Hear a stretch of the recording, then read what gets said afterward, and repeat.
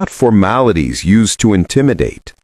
And slowly, the shadow that once loomed over the neighborhood began to fade. Not completely, because power always leaves traces, but enough that people felt the difference. But the greatest impact unfolded within me long after the noise had faded. Something deep shifted.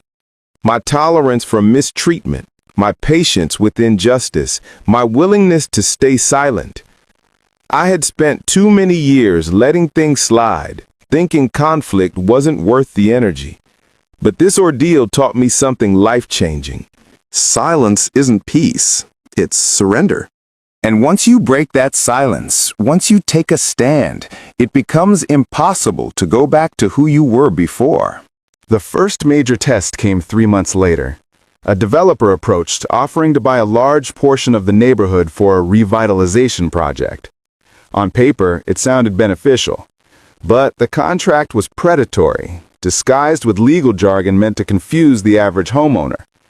Most people overlooked the clause allowing eminent domain style removal if they declined improvements. The same tactic had been successful in other regions because no one bothered to read the fine print. But I recognized the pattern immediately. I gathered documents, analyzed the phrasing, reached out to a property rights attorney and called for an open review meeting.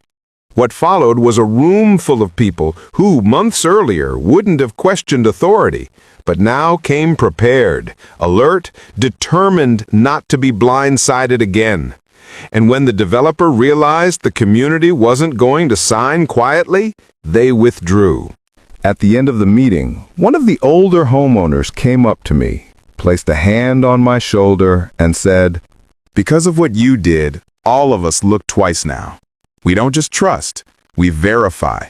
You taught us that." I didn't know what to say, but those words stayed with me long after the room emptied. Life didn't become perfect. It rarely does, but it became grounded, stable in a way it hadn't been for years. And every improvement, every small victory, traced back to a single decision, refusing to let someone take what was mine. The ranch became a gathering place again. Barbecues, community meetings, quiet evenings with friends.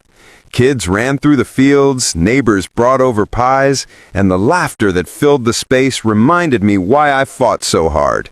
Not just for land, but for belonging, for dignity, for fairness. One evening, sitting by the fire pit, I found myself thinking about the HOA president.